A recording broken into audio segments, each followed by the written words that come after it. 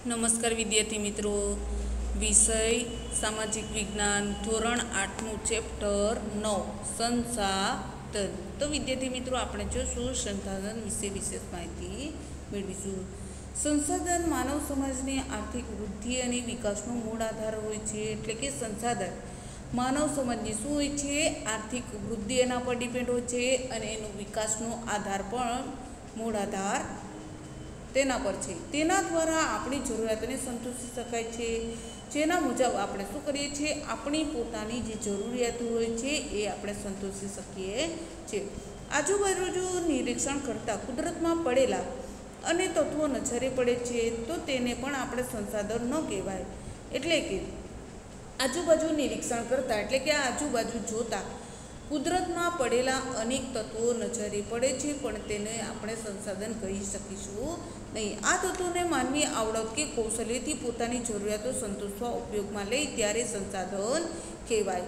અને આપણી આજુબાજુ જે પણ તત્વો પડેલા છે એ તત્વોને માનવીની આવડત પ્રમાણે, એમનામાં રહેલ કૌશલ્યના પ્રમાણે પોતાની જરૂરિયાતોને એ સંતોષવા માટે એ પડેલી જે વસ્તુઓ છે એનો સંતોષવા માટે ઉપયોગ કરે ત્યારે તેને શું કહેવામાં આવે છે? સંશોધન કહેવામાં આવે છે. સંશોધન એ કોઈ પણ આવશ્યક તે જરૂરિયાતને સંતોષનાર હોય છે. એટલે કે સંશોધન એ કોઈ પણ આવશ્યકતા એટલે કે જરૂરિયાત હોય છે અને જરૂરિયાત સંતોષાતી હોય છે અને તેનો ઉપયોગિતા અને સંસાધનને શું કહેવામાં આવે છે? ગુણધર્મ કહેવામાં આવે છે. અગાઉના સમયમાં માનવી પાસે ખનિજો ખોદવાની કે તેને શુદ્ધ કરવાની આવડત નહોતી ત્યારે લોખંડ અને બીજી ધાતુઓ કે ખનિજ તેલ સંસાધન નહોતા. પણ જ્યારથી માનવી તે ખનિજોને ખોદી પોતાની જરૂરિયાતો સંતોષતો થયો છે ત્યારથી સંસાધન બન્યા એમ કહી શકાય. એટલે કે અગાઉના એટલે કે પ્રાચીન કાળમાં માનવી પાસે ખનિજો ખોદવાની કે તેને શુદ્ધ કરવાની આવડત એટલે કે એમની પાસે કૌશલ્ય નહોતું ત્યારે લોખંડ અને બીજી ધાતુઓ કે ખનિજ તેલ સંસાધન નહોતા. પણ જ્યારથી માનવી તે ખનિજોને ખોદી પોતાની જરૂરિયાતો સંતોષતો થયો છે ત્યારથી તે શું બન્યા છે? સંસાધન બની ચૂક્યા છે. પવનચક્કી દ્વારા વીજળી ઉત્પાદનની ટેકનોલોજીના વિકાસ થવાથી આજના યુગમાં પવન એક અગત્યનું સંસાધન કહી શકાય છે. એટલે કે વિદ્યાર્થી મિત્રો, પવનચક્કી દ્વારા વીજળી ઉત્પાદન કરી શકાય છે અને ટેકનોલોજીના વિકાસ આજે જેમ જેમ વધતો ગયો છે તેમ તેમ આજના યુગમાં પવન એક સૌથી અગત્યનું સંસાધન કહી શકાય છે. એના વગર જીવી શકાતું નથી. હજુ પણ ભવિષ્યમાં વિજ્ઞાન અને ટેકનોલોજીના વિકાસ સાથે કુદરતી સંપત્તિમાં પડેલા અનેક તત્વોનું સંસાધન બનશે. તો વિદ્યાર્થી મિત્રો, આપણે જોશું સંસાધનોના પ્રકાર વિશે માહિતી મેળવીશું. સંસાધનોના નિર્માણને આધારે મુખ્ય 2 પ્રકાર પાડવામાં આવે છે. તો કેટલા વિદ્યાર્થી મિત્રો? 2. અને કયા કયા? તો એક કુદરતી અને બીજું કયું છે? માનવ સર્જિત સંસાધનો. કુદરતી એટલે કે કુદરત દ્વારા આપોઆપ મળેલી ભેટ. જેના ઉદાહરણો કયા કહી શકાય છે? જેમાં કુદરતી સૌંદર્ય આવી શકે છે, પહાડો આવી શકે છે, નદી આવી શકે છે, પશુ પંખીઓ આવી શકે છે, એમાં જંગલો આવી શકે છે. તો એ કયું છે? કુદરતી સંસાધનો કહી શકાય. એ જ રીતે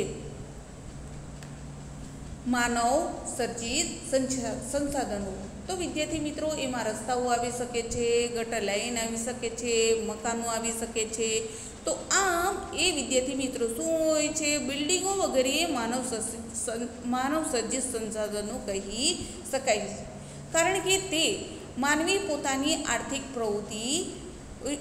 પ્રવૃત્તિ સંકળામણથી બહાર નીકળવા માટે કરતો હોય છે. તો એને માનવ સર્જિત સંસાધન કહેવામાં આવે છે. તો વિદ્યાર્થી મિત્રો, આપણે જોશું કે કુદરતી સંસાધનો. તો કુદરતી સંસાધનો કુદરતમાંથી મળતા અને વધારે પ્રક્રિયા વિના ઉપયોગમાં લઈ શકાય તેને કુદરતી સંસાધન કહે છે. હવા, પાણી, જમીન, ખનિજો અને ઉર્જા સ્ત્રોતો એ તમામ કુદરતી સંસાધનો છે. તો વિદ્યાર્થી મિત્રો, કુદરતી સંસાધનો કયા છે તેમ એ તમને પૂછાય તો તમે શું લખશો? હવા, પાણી, જમીન, ખનિજો અને ઉર્જા સ્ત્રોતો એ તમામ કુદરતી સંસાધનો છે. અને બધા સંસાધનો આપણને કુદરત દ્વારા મળેલી શું છે? ભેટ છે. એટલે કે આપણને આ જે સંસાધનો મળ્યા છે એ કુદરતની સૌથી મહત્ત્વની કિંમતી ભેટ કહી શકાય. પર્યાવરણમાં આવેલા તમામ ઘટકો જે માનવ દ્વારા ઉપયોગમાં લેવા યોગ્ય છે તે તમામ કુદરતી સંસાધનો છે. એટલે કે પર્યાવરણ એટલે કે પ્રકૃતિ દ્વારા આવેલા તમામ ઘટકો એટલે કે જંગલો, પાણી, વનસ્પતિઓ અને માનવ દ્વારા ઉપયોગમાં લેવામાં આવતી તમામ કુદરતી સંસાધનો છે. કુદરતી સંસાધનોના પુનઃપ્રાપ્યના આધારે અને વિતરણ ક્ષેત્રોના આધારે વર્ગીકૃત કરવામાં આવે છે. તો વિદ્યાર્થી મિત્રો, આપણે જોશું કે કુદરતના સંસાધનના સ્ત્રોતો અહીંયા આપેલા છે. એની તસવીર આપેલી છે જે આપણે નિહાળી શકીશું. તો વિદ્યાર્થી મિત્રો, કુદરત સંસાધનના અહીંયા સ્ત્રોતો આપેલા છે. તો વિદ્યાર્થી મિત્રો, આ તમે નિહાળી શકો છો જંગલો. તો વિદ્યાર્થી મિત્રો, આ જંગલો છે. તો જંગલો આપણને શું શું આપે છે? તો રબર આપે છે, લાકડું આપે છે, ખોરાક ઔષધ પણ આપે છે, વન્યજીવોને આશ્રય આપે છે. તો આ રીતે જંગલો આપણને ઘણી રીતે ઉપયોગી છે. તે રબર આપે છે, તે ઈંધણ માટેનું લાકડું પણ પૂરું પાડે છે, તે ખોરાક માટે તેમજ ઔષધિ માટે પણ આપણને ઉપયોગી છે, તેમજ વન્ય તેમજ મનુષ્યોને આશ્રય સ્થાન પણ આપે છે. તો એ જ રીતે વિદ્યાર્થી મિત્રો, આપણે જોશું કે પ્રાણીઓ. તો વિદ્યાર્થી મિત્રો, આ તમે નિહાળી શકો છો જમીન. તો આપણે ક્યાં રહીએ છીએ? જમીન ઉપર રહીએ છીએ. તો એની અંદર તમે શું જોઈ શકો છો? ખનિજો. અને વિદ્યાર્થી મિત્રો, આ તમે શું જોઈ શકો છો? ખડકો. તો ખનિજોમાંથી શું શું મળે છે? તો ચિનાઈ માટી મળે છે, ઝવેરાત અને કાચો માલ પણ મળે છે. તો એ જ રીતે પ્રાણીઓ. તો પ્રાણીઓ આપણને કઈ રીતે ઉપયોગી છે? તો પ્રાણીઓ આનંદ પ્રમોદ માટે ઉપયોગી છે. પ્રાણીઓ ઊન આપી શકે છે, માંસ અને દૂધ પણ આપી શકે છે. અને એક સ્થળેથી બીજે સ્થળે જવા માટે પણ પ્રાણીઓ આપણને ઉપયોગી હોય છે. અને જમીન તો આપણને કઈ રીતે ઉપયોગી છે? તો વિદ્યાર્થી મિત્રો, તમને ખબર જ છે કે જમીન ન હોત તો આપણું ઘર પણ ન હોત. તો આમ વિદ્યાર્થી મિત્રો, જળ એ જીવન. પાણી વગર કોઈ પણ વ્યક્તિનું જીવન શક્ય નથી. તો વિદ્યાર્થી મિત્રો, તમે જોઈ શકો છો કે અહીંયા આપેલું છે પીવાનું પાણી. અને ઉપરથી આપણને શું મળી રહે છે? ઉર્જા.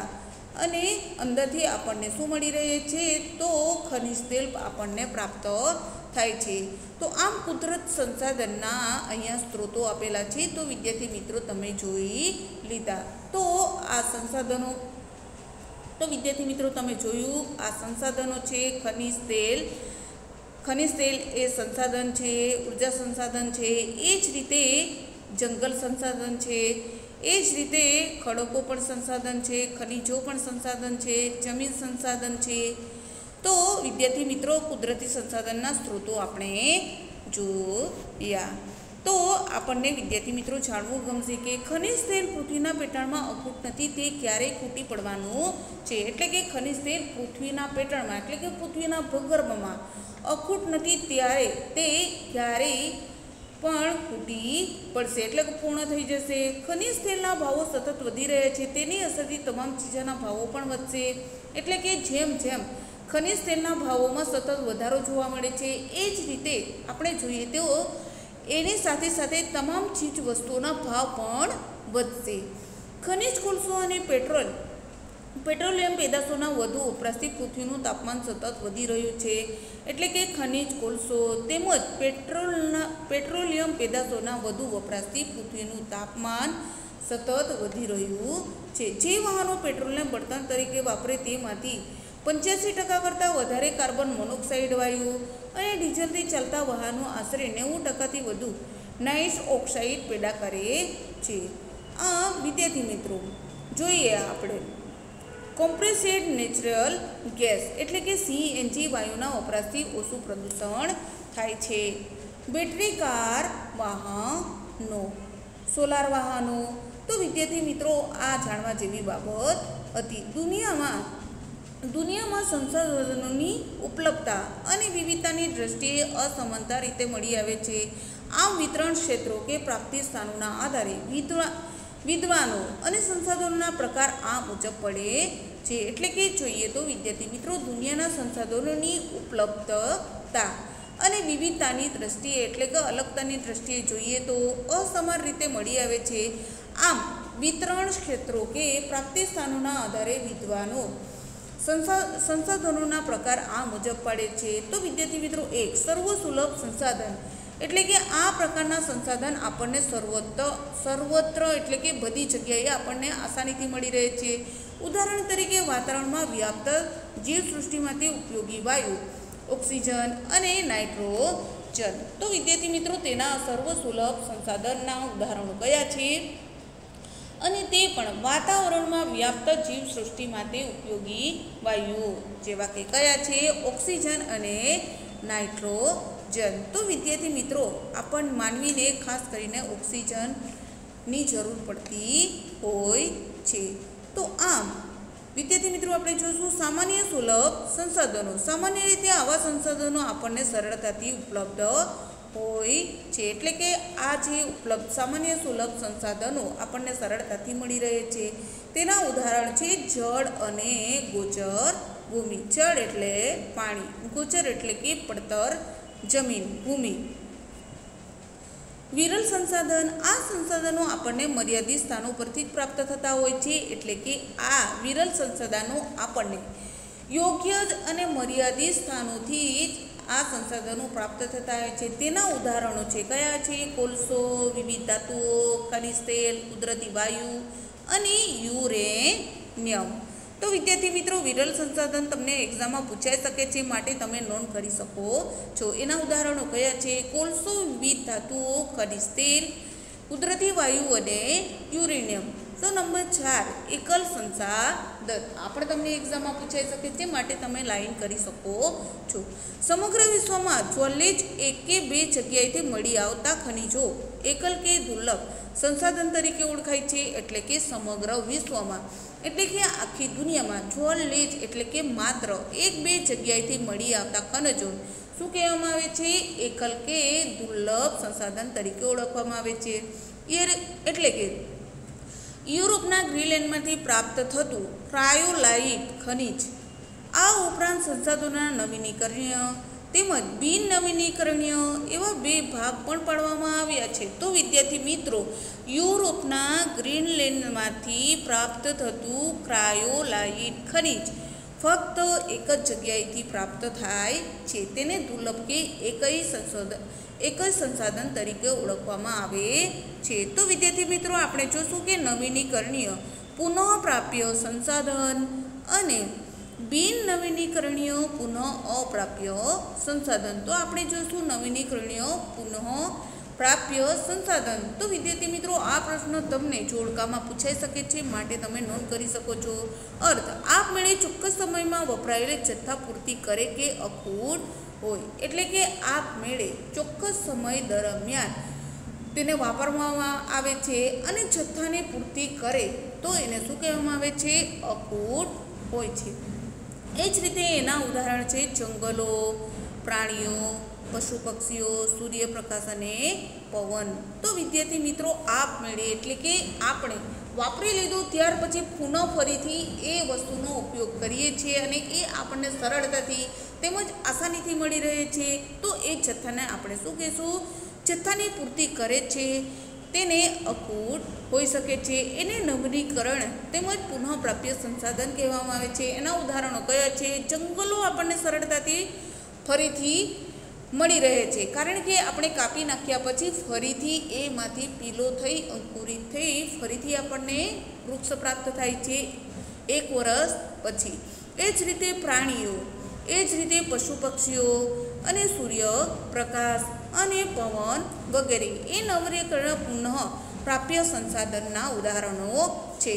તો વિદ્યાર્થી મિત્રો આપણે જોશું કે બિન નવીનીકરણીય પુનઃ અપ્રાપ્ય સંસાધનો. તો એનો અર્થ થાય છે એકવાર વપરાયા બાદ નજીકના સમયમાં તેનું ફરી નિર્માણ અશક્ય હોય. એટલે કે બિન નવીનીકરણીય પુનઃ અપ્રાપ્ય संसाधन एटले कि एकवार आपणे उपयोग करी लीधा बाद फरीथी ज्यारे जरूर होय छे त्यारे नजीकना समयमां आपणने पुनः एटले कि फरीथी प्राप्त थतुं नथी, तेने निर्माण अशक्य कहेवामां आवे छे। एनुं उदाहरण छे खनिज कोळसो। एकवार वपराय करो आ संसाधन केवुं छे, खूटी जवाना आरे छे। ए ज रीते खनिज तेल, कुदरती वायु अने परमाणु खनिजो ए आपणने सरळताथी मळी रहेता नथी। आम विद्यार्थी मित्रों जोई शकीशुं के अक्षयशील संसाधन अने क्षयशील संसाधन। अक्षयशील विद्यार्थी मित्रों तमे निहाळी शको छो। एमां विद्यार्थी मित्रों तमे जोई शको छो सौर ऊर्जा, ईंधण ऊर्जा, जल ऊर्जा,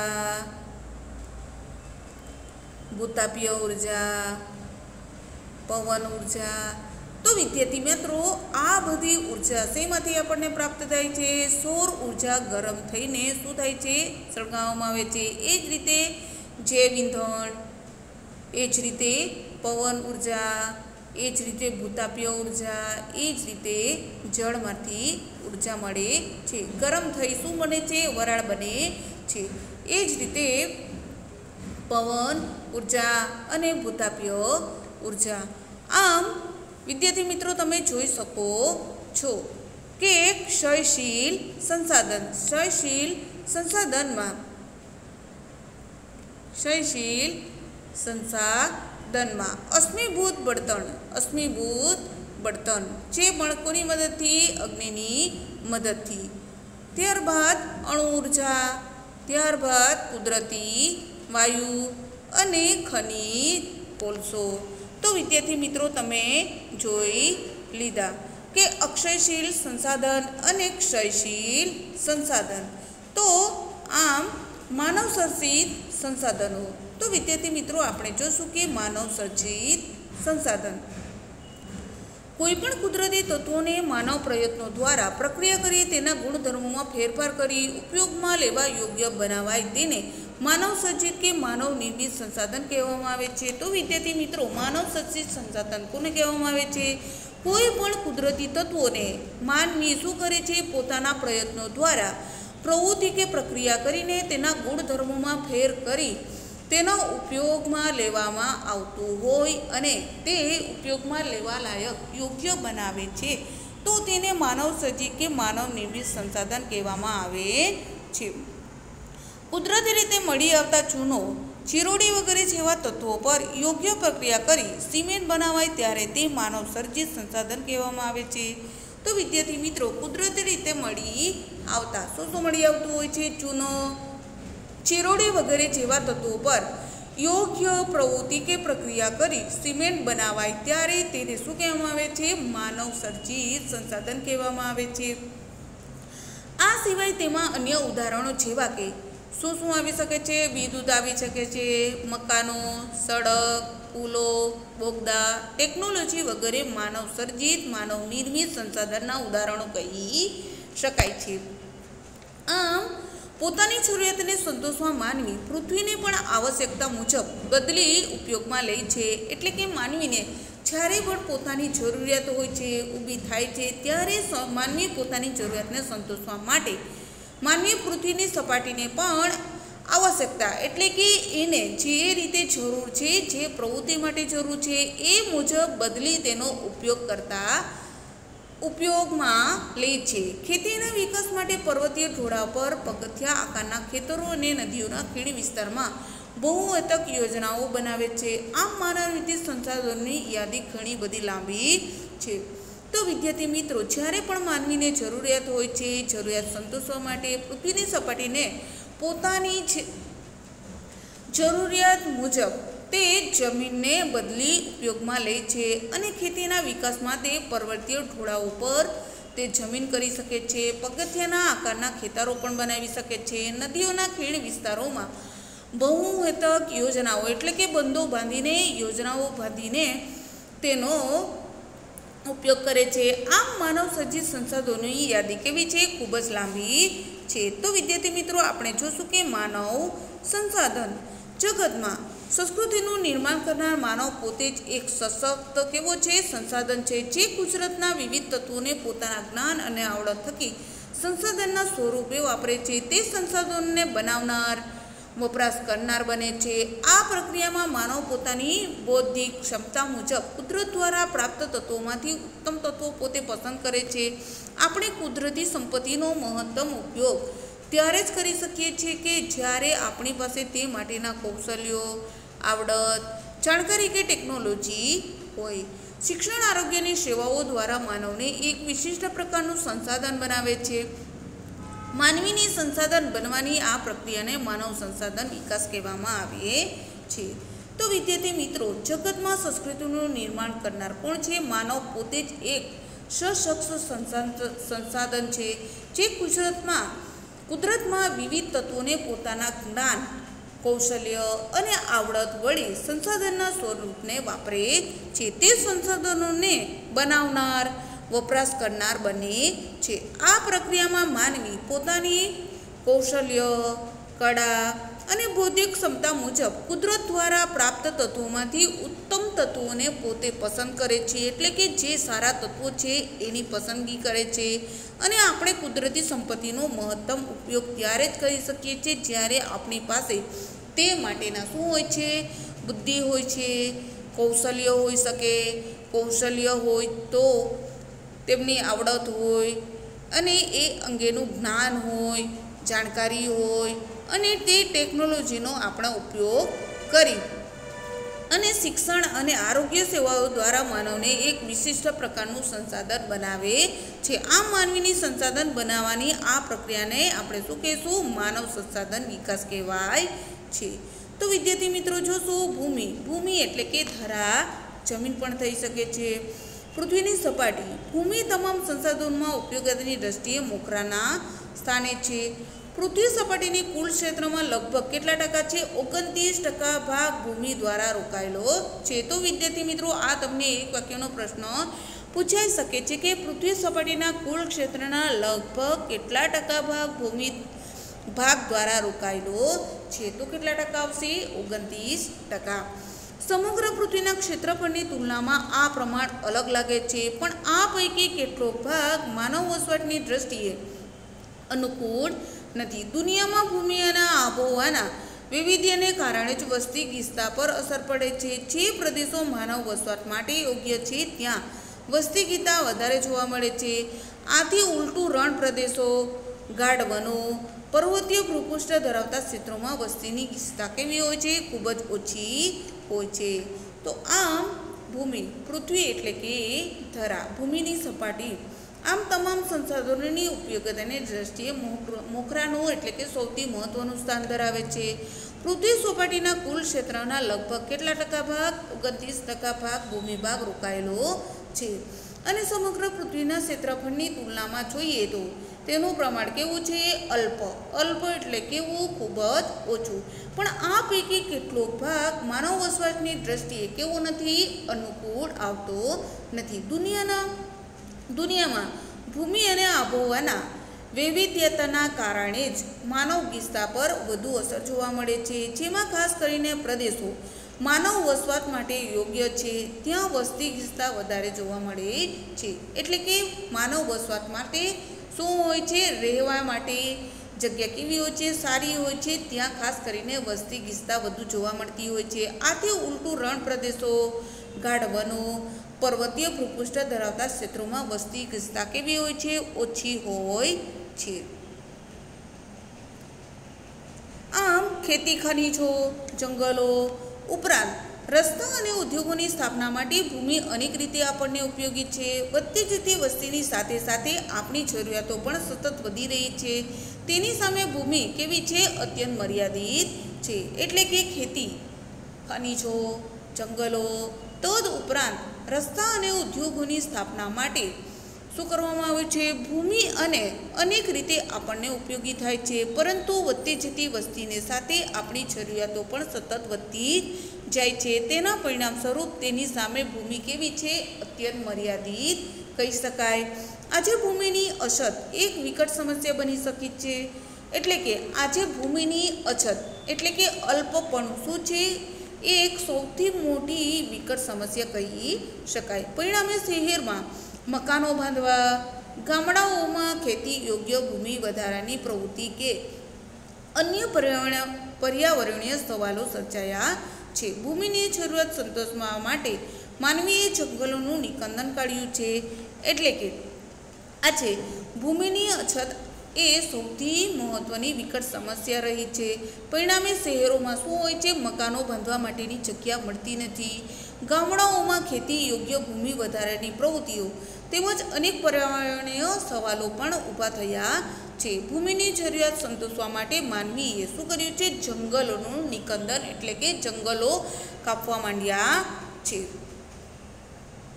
તો વિદ્યાર્થી મિત્રો, આપણે જોશું કે જળ એટલે કે પાણી, વોટર.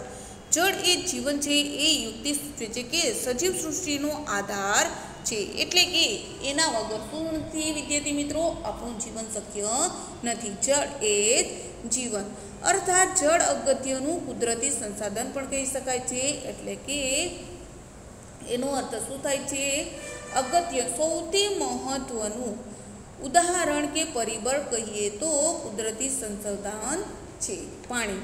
પૃથ્વીના ગોળાનું નિરીક્ષણ કરતાં જણાવે છે કે લગભગ 3/4 ભાગ પર પાણી અને માત્ર લગભગ 1/4 ભાગ પર ભૂમિ છે. એટલે કે પૃથ્વીના ગોળાનું નિરીક્ષણ એટલે કે જોતાની સાથે લગભગ 3/4 ભાગ પાણી અને માત્ર લગભગ 1/4 ભાગ પર ભૂમિ આવેલી છે. એક રીતે જોઈએ તો જળનો જથ્થો ઘણો વધારે છે. એક રીતે જોઈએ તો શું છે વિદ્યાર્થી મિત્રો, પાણીનો જથ્થો ઘણો છે. પણ સમુદ્ર અને મહાસાગરોમાં રહેલું પાણી કેવું છે, ખારું. જ્યારે ઉપયોગી એવા મીઠા પાણીનો જથ્થો માત્ર કેટલો છે, 2.7% જેટલો નજીવો છે. એટલે કે સમુદ્રો તેમજ મહાસાગરોમાં રહેલું પાણી કેવું છે, ખારું. અને ઉપયોગી લઈ શકાય એવું મીઠા પાણીનો જથ્થો કેટલો છે વિદ્યાર્થી મિત્રો, તો 2.7% જેટલો છે. એટલે કે ન જીવો ખૂબ ઓછો કહી શકાય.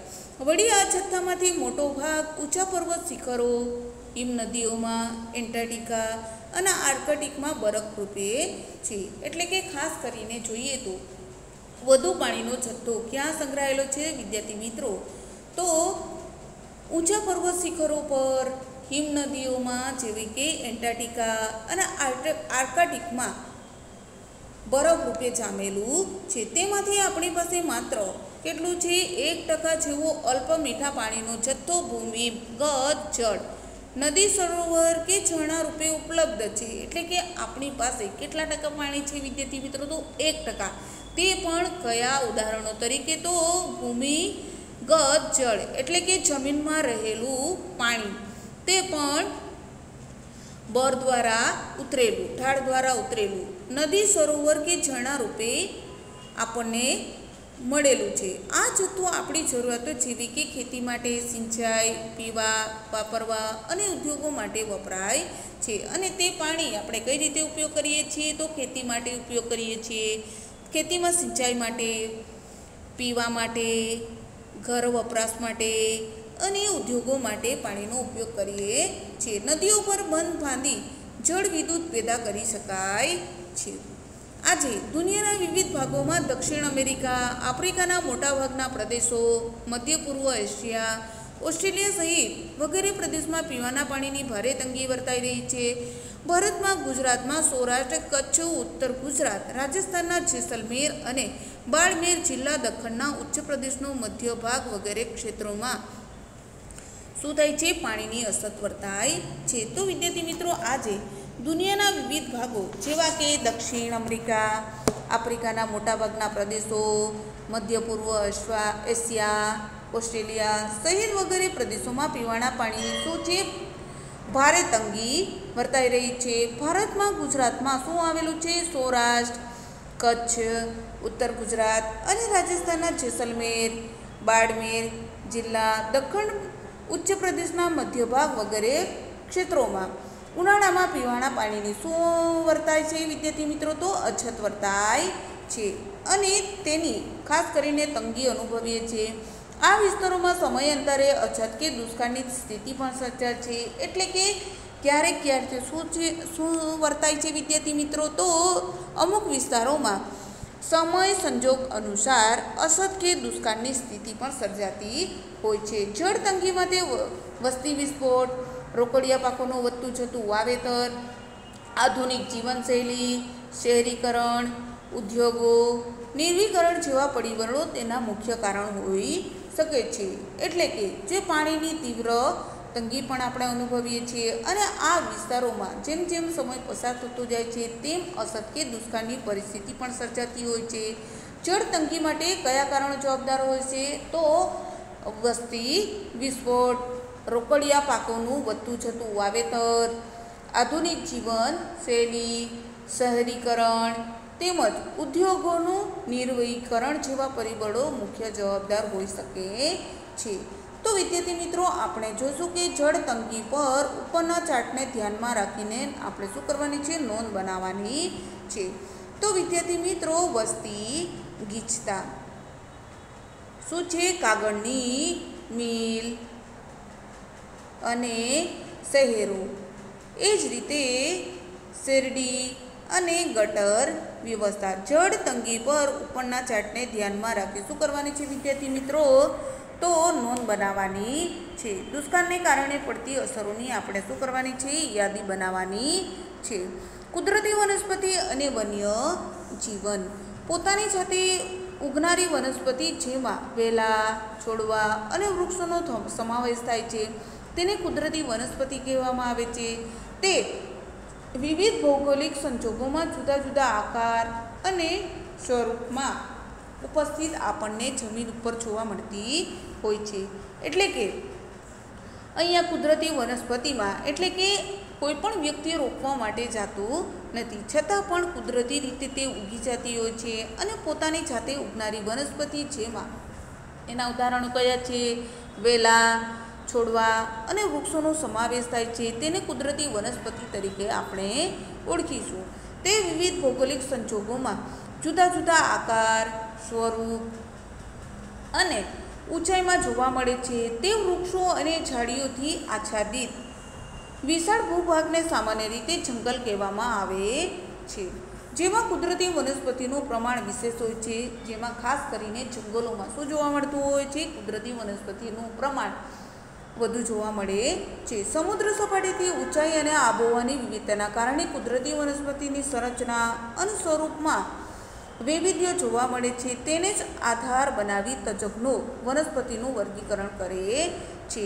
એટલે કે વિદ્યાર્થી મિત્રો, સમુદ્ર સપાટીથી ઊંચાઈ, સમુદ્રની સપાટીથી કેવી ઊંચાઈ તરફ આબોહવાની વિવિધતાને કારણે જ આબોહવામાં શું થતું હોય છે? મોસમમાં વારે ઘડીએ ફેરફાર જોવા મળતા હોય છે. એના પરિણામ સ્વરૂપ કુદરતી વનસ્પતિની સંરચના અને એ સ્વરૂપમાં શું જોવા મળે છે? વૈવિધ્યતા જોવા મળતી હોય છે. તેના જ આધાર બનાવી તજજ્ઞો વનસ્પતિનું શું કરે છે? વર્ગીકરણ કરે છે. અલગીકરણ. જીવાવરણમાં એક સજીવ બીજા સજીવ સાથે પરસ્પર જોડાઈને પોતાનું અસ્તિત્વ ટકાવે છે. આપણે તેને પરિસર તંત્ર તરીકે ઓળખીએ છીએ. એટલે કે જીવાવરણમાં આપણે મનુષ્ય પણ આવી શકીએ છીએ, પશુ પક્ષીઓ પણ, પ્રાણીઓ પણ આવી શકે છે. એક સજીવ બીજા સજીવ સાથે શું હોય છે? પરસ્પર જોડાયેલો હોય છે અને એ રીતે પોતાનું અસ્તિત્વ ટકાવે છે. આપણે તેને શું કહીએ છીએ? પરિસર તંત્ર. એટલે કે એકબીજા પર આહાર કડીમાં આવે છે ને વિદ્યાર્થી મિત્રો, કે એકબીજા પર નભનારા પ્રાણીઓ. વનસ્પતિ આપણી અનેક જરૂરિયાતો પૂરી કરે છે. વનસ્પતિઓ પણ આપણી અનેક જરૂરિયાતો પૂરી પાડે છે. તે આપણને ફળ આપે છે, ખોરાક પૂરો પાડે છે, ઔષધિ પૂર્ણ પાડે છે, ઈંધણ પૂરું પાડે છે, બળતણ પૂરું પાડે છે. તો આમ વનસ્પતિ આપણને અનેક રીતે ઉપયોગી છે. ઉપરાંત તે પ્રાણી સૃષ્ટિને આવાસ અને ખોરાક પણ પૂરો પાડે છે. તો એ કઈ રીતે આપણને ઉપયોગી છે? તો ખોરાક તરીકે, ઔષધિ તરીકે અને પ્રાણી સૃષ્ટિને આવાસ માટે એટલે કે આશ્રય સ્થાન પણ કહી શકાય છે અને ખોરાક પણ પૂરો પાડે છે. વાતાવરણમાં ઓક્સિજન, કાર્બન ડાયોક્સાઇડનું સંતુલન, ઇમારતી અને બળતણ લાકડું, જમીન ધોવાણનો અટકાવ, ભૂગર્ભ જળની જાળવણી, વિવિધ ફળો, ઔષધિઓ, ગુંદર, ઉદ્યોગો માટે કાચો માલ જેવી અનેક આપણી જરૂરિયાતો જંગલો સંતોષે છે. એટલે કે આપણને શું શું પૂરું પાડે છે? ઓક્સિજન, કાર્બન ડાયોક્સાઇડનું સંતુલન, ઇમારતી અને બળતણનું લાકડું, જમીન ધોવાણ અટકાવે છે, ભૂગર્ભ જળની સપાટી પણ સાચવી રાખે છે, તે વિવિધ ફળો આપે છે, ઔષધિઓ પણ આપે છે, ગુંદર, ઉદ્યોગો માટે કાચો માલ પૂરો પાડે છે. આ રીતે આપણને જંગલો ખૂબ જ ઉપયોગી નીવડે છે. વિવિધ પશુ પક્ષીઓ, કીટકોનો સમાવેશ વન્યજીવમાં થાય છે, જેમાંથી આપણને માંસ, ચામડા, રૂંવાટીવાળી ખાલ, ઊન વગેરે પ્રાપ્ત થાય છે. મધમાખી જેવા કીટકો આપણને મધ આપે છે. ફૂલોના પરગણામાં મહત્વની ભૂમિકા ભજવે છે. પક્ષીઓ વિવિધ કીટકોનો આહાર કરી તેની સંખ્યા નિયંત્રિત રાખે છે. પરિસર તંત્રમાં દરેક નાના મોટા સજીવની અનન્ય ભૂમિકા હોય છે. તો વિદ્યાર્થી મિત્રો, આમ જંગલો આપણને વિવિધ પશુ પક્ષીઓ, કીટકો, જીવજંતુઓનો સમાવેશ વન્યજીવમાં થાય છે, જેમાંથી આપણને શું મળી રહ્યું છે? માંસ, ચામડા, રૂંવાટીવાળી ખાલ, ઊન વગેરે પ્રાપ્ત થાય છે. મધમાખી જેવા કીટકો આપણને મધ આપે છે. ફૂલોના પરગણામાંથી એટલે કે કળીમાંથી તે મહત્વની ભૂમિકા ભજવે છે. પક્ષીઓ વિવિધ કીટકોનો આહાર કરી તેની સંખ્યા નિયંત્રિત રાખે છે. પરિસર તંત્રમાં દરેક નાના મોટા સજીવોની અન્ય ભૂમિકા હોય છે. છેલ્લા 200 વર્ષમાં માનવીએ જમીન મેળવવાની ભૂખે જંગલોનું નિકંદન કાઢ્યું છે. એટલે કે છેલ્લા 200 વર્ષ માનવીમાં જમીન મેળવવાની ભૂખે શું કર્યું છે? જંગલોનું નિકંદન કાઢ્યું છે. પરિણામે જંગલોનું આચ્છાદન સતત ઘટી રહ્યું છે. પરિણામે લાકડા કાપી લેવાથી જંગલોનું આચ્છાદન શું થયું છે? ધીરે ધીરે ઘટી રહ્યું છે. આથી મૂલ્યવાન વન સંસાધન સામે નજીકના ભવિષ્યમાં ભારે ખતરો ઊભો થયો છે. જંગલોમાં નષ્ટ થવાની સાથે સાથે વન્યજીવોના અસ્તિત્વ માટે સંકટની સ્થિતિ ઉપરાંત આબોહવામાં પરિવર્તન અનુભવાય છે. વૃક્ષો અને વન્યજીવોની અનેક પ્રજાતિઓ આજે લુપ્ત થઈ ગઈ છે, લુપ્ત થવાને આરે છે. આ સ્થિતિ મોટે ભાગે કુદરતમાં માનવીય હસ્તક્ષેપનું પરિણામ છે. તો વિદ્યાર્થી મિત્રો, વૃક્ષો, વન્યજીવોની અનેક પ્રજાતિઓ આજે ધીરે ધીરે શું થવાને આરે છે? વિદ્યાર્થી મિત્રો, તો લુપ્ત એટલે કે નાશ થવાના આરે છે. આ સ્થિતિ મોટે ભાગે કુદરતમાં માનવીય આ કુદરતી પરિસ્થિતિ આવી શા માટે ઊભી થઈ છે? તો માનવીય જે હસ્તક્ષેપ કરે છે તેના પરિણામ સ્વરૂપ માઠું પરિણામ છે. જેમાં શિંગડા, દાંત, ચામડું, રૂંવાટીદાર ખાલ, હાડકાં વગેરે મેળવવાથી માનવીની લાલસા અને બેફામ શિકારથી જંગલોમાં વન્યજીવોની સંખ્યામાં શું થયું છે? ભારે ઘટાડો થયો છે. તો વિદ્યાર્થી મિત્રો, આ પરિસ્થિતિ શેના પરિણામ સ્વરૂપ ઊભી થઈ છે? તો માનવી પોતાની જે લાલસા હોય છે, ભાવના હોય છે, તો એ લાલસાને પૂર્ણ કરવા માટે શું કરતો હોય છે? શિકાર. તો શિકાર કરે છે. એના ઉદાહરણો કયા છે? શિંગડા, દાંત, ચામડું, રૂંવાટીદાર ખાલ, હાડકાં વગેરે મેળવવાની લાલસા માનવીની હોય છે. તો એમાંથી એ ચીજ વસ્તુઓ બનાવીને શું કરતો હોય છે? આર્થિક પ્રવૃત્તિઓ કરી ઇન્કમ મેળવે છે. તો એ માટે તે શું કરતો હોય છે? શિકાર. તો આ શિકારના અર્થે જંગલોમાં વન્યજીવોની સંખ્યામાં શું થયું છે? ભારે ઘટાડો થયો છે. તો વિદ્યાર્થી મિત્રો, જાણવું ગમશે. ચિત્તો ભારતના જંગલોમાંથી ધીરે ધીરે શું થઈ રહ્યો છે? લુપ્ત થઈ રહ્યો છે. ગીધની સંખ્યામાં ભારે ઘટાડો પણ નોંધપાત્ર નોંધાયો છે.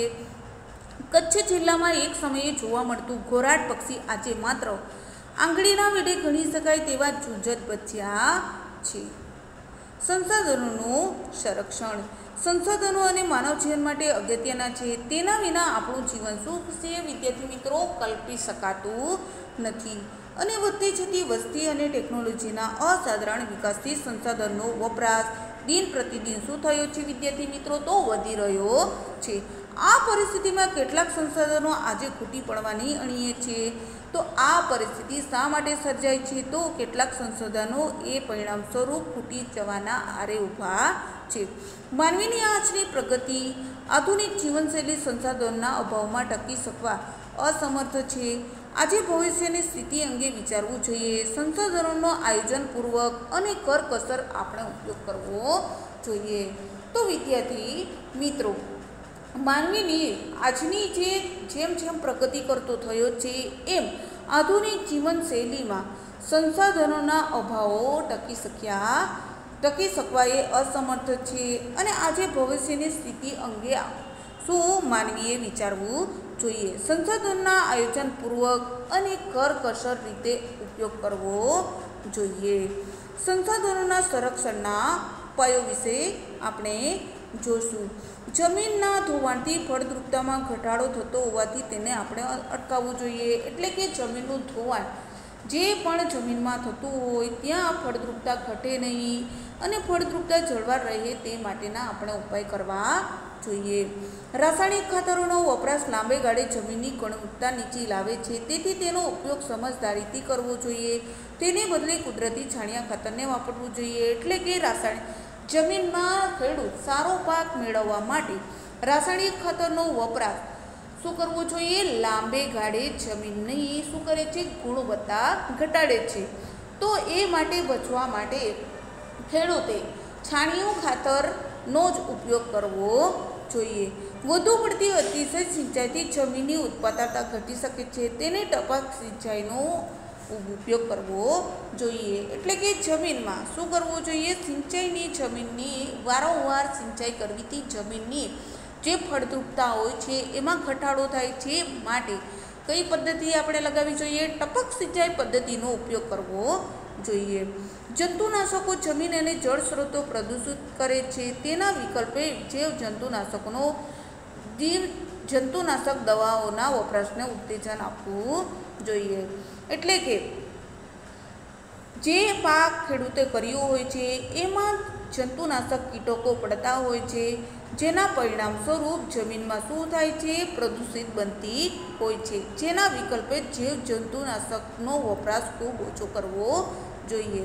વન્યજીવ પરિતંત્રની સમતુલા માટે અગત્યના છે, તેથી તેનો શિકાર રોકવા સખત કાયદા કરવા જોઈએ.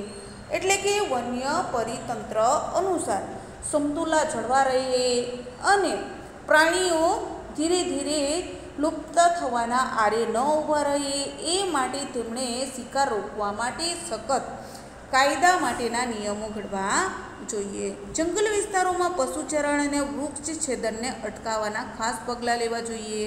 એટલે કે જંગલ વિસ્તાર જ્યાં આવેલો હોય છે ત્યાં પશુચરણ પર પાબંદી હોવી જોઈએ અને વૃક્ષ છેદન એટલે કે લાકડા બળતણ માટે કાપવા જોઈએ નહીં. ચોમાસામાં વહી જતા પાણીને રોકી જળ સંચય કરી સૂકી ઋતુમાં પાણીની તંગી નિવારી શકાય છે. એટલે કે ચોમાસામાં વધુ વરસાદ આવતો હોય છે ત્યારે ભોંય ટાંકા તલાવડી બનાવીને પાણીને રોકી એટલે કે જળ સંચય કરીને સૂકી ઋતુ આવે ત્યારે પાણીની તંગી આપણે નિવારી શકીશું. તળાવ કે સરોવરમાં જમા થયેલ કાંપ દૂર કરી તેને ઊંડા કરવાથી પાણીનો સંગ્રહ વધી શકે છે. એટલે કે તળાવમાં જે સરોવર હોય છે ત્યાં જમા થયેલો જે કાપ હોય છે એ કાપને ઊંડા કરીને પાણીનો સંગ્રહ કરવો જોઈએ. વરસાદી પાણી રોકવા માટે ચેકડેમ બનાવી ખેતીમાંથી પાણીની સમસ્યા હલ કરી શકાય છે. એટલે કે વરસાદ જ્યારે વધુ થતો હોય છે અને એ વરસાદી પાણી જમીનમાં ન વહી જાય એ માટે ચેકડેમ બનાવી પાણીની સમસ્યા ઉલઝાવી શકાય છે. વપરાયેલા પાણીને પુનઃ ઉપયોગમાં લાવવું જોઈએ. એટલે કે વપરાયેલ પાણી કેવું હોય છે? ગંદુ હોય છે. તેને રિસાયકલ કરી એટલે કે એને ફિલ્ટર કરી ફરીથી પાણીનો આપણે ઉપયોગ કરી શકીશું. ઘરમાંથી નીકળતા વપરાશી પાણીથી કિચન ગાર્ડન કરી તાજા શાકભાજી ઉગાડી ઘર ખર્ચમાં બચત કરી શકાય છે. એટલે કે ઘરમાંથી જે વપરાશ થયેલું પાણી કેવું હોય છે? ગંદુ. તે પણ કિચનનું તો એક કિચન ગાર્ડન બનાવી તાજા શાકભાજી ઉગાડી શકાય છે અને ઘર ખર્ચમાં બચત કરી શકાય છે. ઉર્જા આપતા સંસાધનો ભવિષ્યમાં ખૂટી પડશે ત્યારે તેના વિકલ્પો કયા છે? સૂર્ય ઉર્જા, પવન ઉર્જા, ભરતી શક્તિ વગેરે જેવા વિકલ્પો અત્યારથી જ વિચારવા પડશે. જે સંસાધનો ફરીથી ઉપયોગમાં લઈ શકાય તેમ ન હોય તેને પુનઃ ઉપયોગમાં લેવા જોઈએ. જે સંસાધનો બિન નવીનીકરણ છે તેને સ્થાને અન્ય વિકલ્પો શોધવા જોઈએ. તો વિદ્યાર્થી મિત્રો, જે સંસાધનો ફરીથી ઉપયોગમાં લઈ શકાય હોય તેનો આપણે પુનઃ ઉપયોગ લેવાય તેવા હંમેશા પ્રયત્ન કરવા જોઈએ. એટલે કે દર વર્ષે એક વૃક્ષ વાવવું જોઈએ. એનું ઉદાહરણ કહી શકાય છે. જે સંસાધનો બિન અનવીનીકરણ છે, જેવા કે તેલીય સંસાધનો, ખનિજ સંસાધનો વગેરે, એનો આપણે ખપ પૂરતો જ ઉપયોગ કરવો જોઈએ. તો ભવિષ્યના સમયમાં આવનારી પેઢીઓની જરૂરિયાત માટે સંસાધનોનું સંરક્ષણ કરવું એ આપણી સૌની ફરજ છે. તો વિદ્યાર્થી મિત્રો, આપણું સ્વાધ્યાય આપણું ચેપ્ટર અહીંયા પૂર્ણ થાય છે. અને સ્વાધ્યાય પ્રશ્નો 1 નીચેના પ્રશ્નના ઉત્તર એક વાક્યમાં લખો. 1 થી 4 આપેલા છે. પ્રશ્ન 2, નીચેના પ્રશ્નના ઉત્તર 1 થી 8 આપેલા છે. 3 થી 4 વાક્યોમાં લખો. પ્રશ્ન 3, નીચે આપેલા વિકલ્પમાંથી સાચો વિકલ્પ શોધીને લખો. તો વિદ્યાર્થી મિત્રો, 1 થી 3 પ્રશ્ન તમારે સામાજિક વિજ્ઞાનના સ્વાધ્યાયના ચોપડામાં લખી લેવા અને 1 થી 3 પ્રશ્ન તમારે પરીક્ષા માટે તૈયારી કરવી. Thank you.